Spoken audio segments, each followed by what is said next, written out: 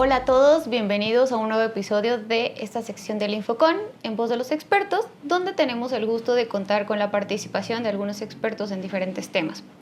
En esta ocasión nos encontramos en la Clínica Ruiz y tengo el enorme placer de compartir este espacio con el doctor Guillermo Ruiz Argüelles. Doctor, bienvenido. Muchas gracias por aceptar la participación. Muchas gracias a ustedes por su invitación. Muy bien, doctor. Bueno, generalmente nosotros siempre iniciamos estas entrevistas. Yo sé que usted definitivamente no necesita una introducción de quién es el doctor Guillermo. Sin embargo, nos gusta escuchar un poco acerca de la trayectoria de nuestros invitados por ellos mismos. No sé si nos pudiera compartir un poco de cuál ha sido su trayectoria. Muchas gracias. Sí, mire, yo nací aquí en la ciudad de Puebla y después me fui a estudiar la Escuela de Medicina a la Universidad Autónoma de San Luis Potosí. Después de eso estuve en el Hospital de Nutrición, donde hice el servicio social, hice después la especialidad en Medicina Interna y posteriormente en Hematología.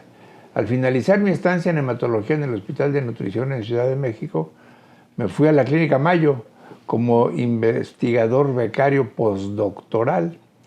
Y ahí estuve trabajando fundamentalmente en cosas de investigación en hematología. A mi regreso a Puebla en 1983 me incorporé al equipo de trabajo de la Clínica Ruiz y de los Laboratorios Ruiz. La Clínica Ruiz fue fundada en 1920 por mi abuelo, el doctor Raimundo Ruiz Rosete, así es que este año cumplimos 105 años de haber iniciado la Clínica Ruiz, en tanto que el Laboratorio Ruiz fue fundado hace 75 años por mi padre Guillermo Ruiz Reyes, a quien mi abuelo Raimundo le prestó una parte de su consultorio para comenzar a hacer estudios de laboratorio. Muy bien, doctor, pues muchas felicidades porque están de aniversario. Ha sido un trabajo interesante que es bien reconocido en el medio, toda la trayectoria que ustedes han hecho con la Clínica Ruiz. Y bueno, lo que nos trae a esta entrevista es justamente platicar con usted sobre un tema que se le va a hacer familiar, porque es esta relación de las plaquetas pegajosas, la trombosis y la relación con el COVID, que por ahí tiene usted un artículo bien interesante sobre este tema. Para iniciar e introducir a nuestra audiencia en el tema, me gustaría si nos puede explicar un poco de una manera muy sencilla, qué son las plaquetas pegajosas y qué relación tiene con el proceso de coagulación. Sí, miren, el doctor Everard Mamen inició hace algunos años el concepto de síndrome de las plaquetas pegajosas. Es una enfermedad, ahora ya se saben muchos detalles de la misma, pero cuando se describió se definía por hiperagregabilidad plaquetaria a diversos agentes agregantes. Mamen utilizó fundamentalmente dos, adenosindifosfato y epinefrina, a diversas diluciones, y demostró que en sujetos que tenían esta enfermedad, a pesar de hacer diluciones de los agentes agregantes, las plaquetas se seguían agregando, tanto con epinefrina como con adenosindifosfato. Esto no pasaba en los sujetos que no tenían esta enfermedad. Y fue entonces que acuñó el síndrome de plaquetas pegajosas como una entidad que había que confirmar posteriormente. Un alumno de él, el doctor Roger Vick, hizo mucha investigación sobre el particular y publicó varias colaboraciones interesantes sobre este padecimiento. Cuando yo volví a Puebla, después de haber estado en la Clínica Mayo, pues me interesó el asunto de la trombosis, las condiciones heredadas o adquiridas que causaban trombosis, que como tú sabes, Montserrat, es la causa número 1 de muerte en todo el mundo. Entonces, parte de este interés fue comenzar a hacer investigaciones en el síndrome de plaquetas pegajosas. Mi padre, que había iniciado el Laboratorio Ruiz en 1950, un año antes de que yo naciera, precisamente, hizo algunas compras, entre ellas las de un agregómetro, y él utilizó el agregómetro de aquellas fechas para hacer investigaciones fundamentalmente en padecimientos de alteraciones de la coagulación, específicamente enfermedad de von Willebrand. Cuando yo regresé y comencé a leer sobre el síndrome de plaquetas pegajosas, me pareció interesante investigar esto en la población mexicana que había tenido trombos. Y entonces comencé a hacer las primeras investigaciones usando el agregómetro que mi papá tenía entonces. Con esos estudios hice la primer publicación mexicana sobre síndrome de plaquetas pegajosas en 2002, hace 23 años, ¿verdad? Y de entonces a la fecha he hecho muchos estudios sobre el síndrome de plaquetas pegajosas, descrito por Everard Mamen, posteriormente apoyado por las investigaciones de Roger Vick y ahora apoyado por las investigaciones que se han hecho fundamentalmente en Eslovaquia por el doctor Peter Kubis y un servidor. Es interesante señalar que el actual director de Seminars in Thrombosis and Hemostasis, el doctor Emanuel Favaloro, nos ha pedido en repetidas ocasiones al doctor Kubis y a mí hacer revisiones sobre el síndrome de plaquetas pegajosas para que la gente que se dedica a la coagulación tenga más información sobre esta enfermedad que lamentablemente no todos los médicos, ni los químicos, ni las gentes que se dedican a coagulación conocen bien.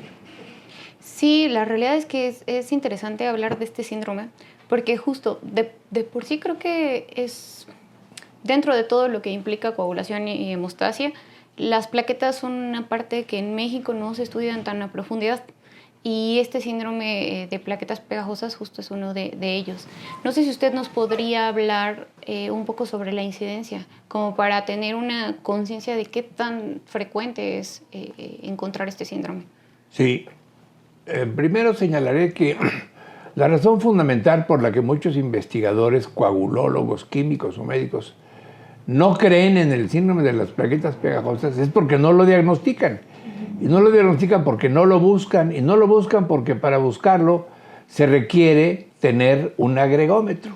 Y ese es el problema principal. No todos los laboratorios de hemostasia en el país tienen agregómetros. O sea, solamente va a poder diagnosticar el síndrome de plaquetas pegajosas un laboratorio que tiene agregómetros y que es capaz de seguir los métodos descritos con anterioridad por Mamen y Vick para poder hacer este diagnóstico. La otra razón por la que tampoco es fácil hacer el diagnóstico es porque, a diferencia de pruebas de laboratorio que pueden tomarse en un lugar y referirse a otro laboratorio para poder hacer los estudios, aquí no se puede hacer eso. Y no se puede hacer eso porque las plaquetas rápidamente se dañan en su viabilidad y no se pueden enviar de un sitio a otro las muestras para investigar lo de las plaquetas pegajosas.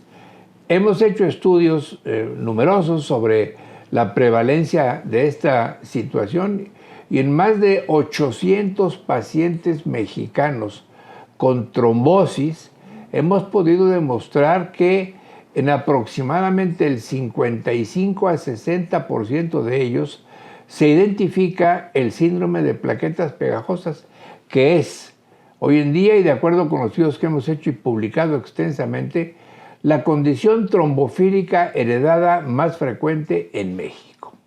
60% de los mexicanos quienes se trombosan tienen síndrome de plaquetas pegajosas. Y esto contrasta con la proporción de sujetos sanos que no se han trombosado que tienen esta enfermedad, que son más o menos el 15%. Es decir, esto nos lleva también a entender otro concepto. No todas las personas que tienen síndrome de plaquetas pegajosas hacen trombosis. Se trombosan los que se exponen a algún otro factor trombogénico o que tienen alguna otra condición trombofílica heredada para que tengan los fenómenos trombóticos. Justo esa era una de mis preguntas. ¿Qué otros factores de riesgo harían que se desencadene esta condición de trombosis en un paciente? Nosotros hemos hecho esos estudios y demostramos que la causa más frecuente por la que una persona con síndrome de plaquetas pegajosas se trombosa es porque toma hormonas femeninas, específicamente estrógenos. Y los toma porque les quieren regularizar las menstruaciones o como anticonceptivos, o en el caso de las mujeres postmenopáusicas, para restituir al organismo la falta de estrógenos propios de la condición. La segunda condición más causante de trombos en personas quienes tienen plaquetas pegajosas es el embarazo. Las muchachas embarazadas se trombosan con más frecuencia si tienen plaquetas pegajosas que si no tienen plaquetas pegajosas. Y recientemente también encontramos una cosa interesante. Las personas que tienen plaquetas pegajosas y hacen COVID se trombosan más que las que hacen COVID sin tener plaquetas pegajosas, lo cual pone también a esta infección como una de las causas adquiridas para que las personas quienes tienen síndrome de plaquetas pegajosas hagan trombos. Ay, mire, me llama mucho la atención este dato que nos da de la prevalencia, porque entonces quiere decir que en la prevalencia se ven más afectadas las mujeres. Sí, sin duda la proporción de mujeres es mayor fundamentalmente por el ambiente hormonal en el que se desarrollan y porque son aquellas quienes reciben suplementos de estrógenos y demás, ¿verdad? Y se embarazan. Entonces son ciertamente las mujeres quienes más trombos sufren cuando tienen plaquetas pegajosas. Ok, y esto que mencionaba al final de la relación que hubo con el COVID, no sé si nos podría hablar, explicar un poquito para que nuestra audiencia pueda entrar en materia de este tema. ¿Qué relación fue la que ustedes encontraron como un factor de riesgo para que los pacientes que tienen las plaquetas pegajosas o el síndrome de plaquetas pegajosas corrieran mayor riesgo a generar o desarrollar trombosis? Estudiamos un grupo de pacientes con COVID y en ellos analizamos la prevalencia de trombosis. Luego analizamos cuáles de esos pacientes tenían síndrome de plaquetas pegajosas y encontramos que sí, la proporción de personas que teniendo COVID desarrollaron trombos fue mayor en personas con síndrome de plaquetas pegajosas que en aquellos quienes no tenían esta condición. Así es que ya se sabe ahora, el síndrome de plaquetas pegajosas una condición de riesgo para desarrollar trombosis cuando un paciente tiene COVID. Qué interesante, ¿no? Digo, de lo que nos trajo esta pandemia, el poder hacer investigación sobre estos casos. ¿Existe o tienen como alguna evidencia que pueda qué es exactamente lo que puede llegar a desencadenar esa trombosis en el paciente con COVID? Probablemente es el daño al endotelio vascular que habitualmente ocurre en estas personas, los trastornos de los mecanismos de coagulación, la secreción de muchas interleuquinas y reactantes de fase aguda que permiten que una persona con predisposición a hacer trombos, como son aquellos quienes tienen mayor agregabilidad plaquetaria, desarrollen finalmente los fenómenos vasooclusivos. Y respecto a cómo es que hacen el diagnóstico del síndrome de plaquetas pegajosas, ¿qué nos podría decir sobre el laboratorio? Nos mencionaba hace un momento sobre la agregación, que es fundamental.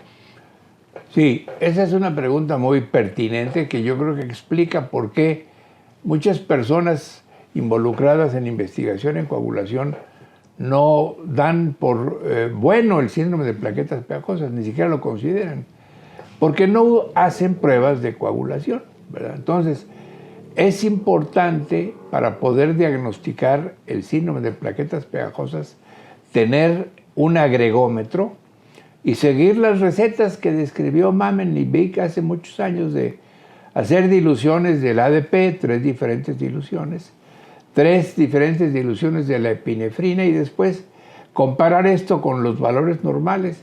Y se sabe que de estas 6 determinaciones, si 2 de ellas están por encima del valor normal, se considera que el paciente tiene síndrome de plaquetas pegajosas.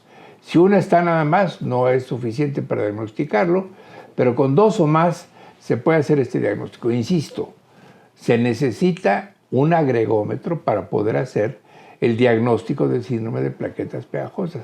Y además se necesitan muestras frescas para poder llevar a cabo el diagnóstico. No se puede tomar la muestra en un sitio y referirla donde va a llegar 24 horas o más después de haberse tomado la muestra. Yo estoy convencido de que el no hacer estas pruebas de manera rutinaria en pacientes con fenómenos trombóticos es lo que explica que muchas gentes digan que esa condición es inexistente, que no hay que hacerle caso, etc. Pero yo creo que es muy importante. Nosotros aquí en la Clínica Ruiz tenemos 2 agregómetros en donde el 90% del uso que les damos es justamente para la identificación y seguimiento de los pacientes con síndrome de plaquetas pegajosas. Ok, entonces un poquito como para aclarar algunas dudas de nuestra audiencia. Cuando llega un paciente, ¿qué tomaría usted como datos para sospechar que puede ser un síndrome de plaquetas pegajosas? Esa es una pregunta muy importante. Se debe recurrir a los que ya se consideran como marcadores clínicos de trombofilia, que son fundamentalmente los siguientes. Trombosis en sujetos jóvenes, específicamente mayores de 40 años. Trombosis sin factores desencadenantes aparentes. 3. Trombosis en sitios anatómicos poco usuales. 4. Historia familiar de trombosis. Una persona que tiene trombosis y que su mamá también tuvo trombosis, su hermana ha tenido trombosis, en fin. Y después también resistencia a tratamientos antitrombóticos convencionales. Si alguna persona tiene alguno de estos marcadores clínicos de trombosis y además ha tenido un fenómeno vasoclusivo, un trombo, entonces uno está justificado para hacer la investigación de varios marcadores de trombofilia, entre ellos la investigación del síndrome de plaquetas pegajosas. Sí, que no se nos olviden también las plaquetas, ¿verdad? Yo creo que sí, y es una cosa que pues es un poco lamentable porque como no todos los laboratorios de coagulación disponen de agregómetros, pues simplemente la salida fácil es decir, oye, ¿no tendrá plaquetas pegajosas? Ese síndrome no existe. No sé si lo tiene o no porque no he hecho la prueba, ¿verdad? Claro. Y la puedo hacer para ver si tiene eso o no. Sí, tiene toda la razón. Y creo que es muy importante esto que resalta, de que quede claro que el trabajar con plaquetas no es una prueba que se pueda referenciar por el tema de la muestra con la que estamos tratando, ¿no? Eso, yo siempre que hablo de plaquetas lo menciono porque es como no lo puedes llevar a otro lado porque ya no vas a saber el resultado real de trabajar con las plaquetas. En cuanto a tratamiento, ¿cuál es el tratamiento que mejor ha funcionado para tratar a estos pacientes? Una pregunta muy interesante. En la historia del síndrome de plaquetas pegajosas hay un solo trabajo prospectivo para analizar el tratamiento de los pacientes con esta enfermedad. El objetivo del tratamiento es que el paciente no se vuelva a trombosar. Entonces, si a uno le hace el diagnóstico a una persona con síndrome de plaquetas pegajosas, hay que darle antiplaquetarios. El más frecuente de todos pues, es la aspirina. Entonces, hicimos nosotros hace tiempo un estudio que publicamos y que ha sido multimensionado, que es, vamos a analizar cómo les va a los pacientes con plaquetas pegajosas a los que les damos aspirina. La conclusión a la que llegamos es que aproximadamente el 80% de los pacientes con síndrome de plaquetas pegajosas les desaparece la hiperagregabilidad plaquetaria cuando uno les da aspirina. Sin embargo, existe una proporción de aproximadamente 20% de pacientes en donde la aspirina sola no es suficiente para revertir la hiperagregabilidad plaquetaria. Entonces, a esos pacientes hay que agregarles otro antiplaquetario, específicamente clopidogrel. Con la combinación de aspirina más clopidogrel, logra uno revertir la hiperagregabilidad plaquetaria en el 100% de los casos. Lo que yo hago en la clínica de trombosis es dar inicialmente aspirina, repetir a los 2-3 meses las pruebas de plaquetas pegajosas. Si las plaquetas ya revirtieron la hiperagregabilidad, sigo adelante con el tratamiento. Si no lo han hecho, agrego entonces el clopidogrel y, como le digo, la proporción de pacientes que requieren 2 antiplaquetarios es alrededor del 20%. Esto también hace importante otra observación. Ya que uno diagnosticó el síndrome de plaquetas pegajosas, tiene uno que hacer estudios con el paciente ya tratado para ver si el tratamiento está siendo suficiente o no. Muy bien. Y respecto a la línea que sigue la investigación de este síndrome, ¿cuál considera usted que es como hacia dónde va la tendencia para la investigación? Bueno, nosotros hemos seguido haciendo investigaciones en plaquetas pegajosas, pero hay pocos centros en el mundo que han centrado su atención en estas investigaciones. En la ciudad de Martin, en Eslovaquia, siguen haciendo muchas investigaciones. El doctor Favaloro en Australia sigue haciendo muchas investigaciones. Hay 2 o 3 sitios en Estados Unidos en donde también lo hacen. Y yo sé que en México hay un laboratorio que tiene agregómetros en donde hacen esta investigación también y un poco por razones de sensibilidad le llaman pruebas de, en lugar de buscar síndrome de plaquetas pegajosas, pruebas de hiperagregabilidad, pero es en realidad lo mismo, ¿verdad? O sea, darle a las plaquetas el lugar que tienen en la génesis de los trombos, de los fenómenos vasooclusivos.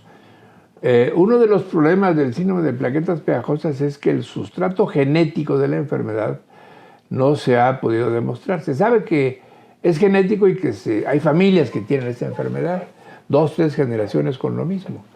Lo que no se ha logrado identificar el gen alterado, que es el que promueve la hiperagregabilidad de las plaquetas. Nosotros hemos hecho algunas investigaciones sobre alteraciones moleculares en los genes de las proteínas plaquetarias y hemos encontrado que no es una sola condición, sino que probablemente son varias alteraciones genéticas de las proteínas de la superficie plaquetaria las que generan esta hiperagregabilidad plaquetaria que, como ya también lo había señalado, por sí sola no es capaz de causar trombos, sino que se requiere algún factor externo que precipite la trombosis en personas quienes tienen esta condición.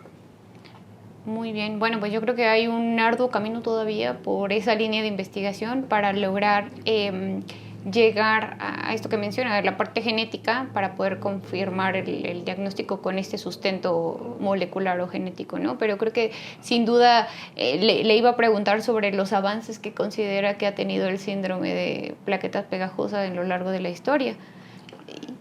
Eso es muy interesante. Sí, ha habido pues cada vez más publicaciones al respecto. Se sabe que es genético, se sabe que se hereda con carácter autosómico, probablemente recesivo.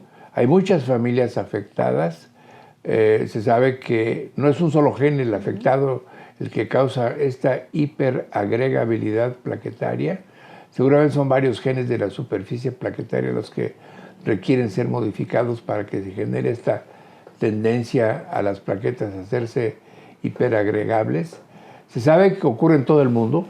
Hemos hecho estudios y publicado de cuáles han sido los lugares en el mundo en donde se han identificado y tratado pacientes con síndrome de plaquetas pegajosas. Prácticamente en todo el mundo, en los 5 continentes, se han identificado y tratado a estos pacientes. Pero lamentablemente el factor principal para no progresar mucho en estas investigaciones es la conducta que todavía existe entre algunos médicos y químicos involucrados en la coagulación que niegan la existencia de este síndrome porque son incapaces de diagnosticarlo, no tienen agregómetros, y eso es lo que siempre hay que recalcar como uno de los principales obstáculos para que la creación de conocimientos nuevos de esta enfermedad se siga dando. Muy bien. Justo iba a cerrar con esta pregunta de cuál considera usted que es como que los mayores retos que se ha tenido con investigar este tipo de síndrome. El reto principal es que la comunidad médica, químicos o médicos, se haga consciente de que esto es una enfermedad real, de que existen métodos bien definidos para hacer el diagnóstico, de que se requieren instrumentos específicamente agregómetros para poder hacer el diagnóstico y de que la salida fácil de decir eso no existe no va a conducir nunca a generar más conocimientos y avanzar el conocimiento sobre esta enfermedad que afecta, repito, al 60% de los mexicanos quienes tienen un marcador clínico de trombofilia y han sufrido un episodio de trombosis. Bueno, pues definitivamente hay un reto bien importante para toda la comunidad, tanto químico como médico, de hacer esta relación para llegar a diagnóstico y siempre en pro de poder entregar el mejor resultado al paciente que pueda realmente ayudar a llegar a su diagnóstico y a contribuir en el tratamiento, doctor. Bueno, haciendo el diagnóstico de esta enfermedad y dando el tratamiento siguiendo los lineamientos que ya señalé hace un momento, uno logra que el paciente con síndrome de plaquetas pegajosas a 10 años esté libre de un nuevo fenómeno trombótico en el 95% de los casos. Es decir, uno le baja en forma significativa el chance de volverse a trombosar a un paciente bien identificado y bien tratado cuando hace uno adecuadamente el diagnóstico de esta enfermedad y en consecuencia emprende uno el tratamiento. A mí me ha tocado ver muchos pacientes jóvenes, por ejemplo, que se trombosan y que les dan anticoagulantes y se siguen trombosando. Les dan anticoagulantes porque lo que tienen que frenar es la hiperagregabilidad plaquetaria, o sea, ellos requieren antiplaquetarios. Así que la identificación de esta enfermedad, que es muy frecuente, tiene implicaciones terapéuticas importantes para los pacientes quienes sufren trombos. Justo aquí radica la importancia de poder hacer un buen diagnóstico, ¿no? De poder orientar bien el tratamiento del paciente y pues darle solución a su condición. Eso es lo que yo he pensado desde 2002, en que comencé a identificar pacientes con síndrome de plaquetas pegajosas. Muy bien, doctor. Bueno, pues muchas gracias por aportarnos estos conocimientos. La verdad es que se queda nuestra audiencia con información muy interesante. Incluso por ahí tiene varias publicaciones que vamos a invitar a nuestra audiencia que si quiere profundizar un poco más en el tema, referirlos con sus artículos para que puedan profundizar un poquito más y conozcan sobre las investigaciones que ha hecho tanto usted con sus colaboradores en la Clínica Ruiz. Muchas gracias, doctor. Gracias a usted por su entrevista y por su visita.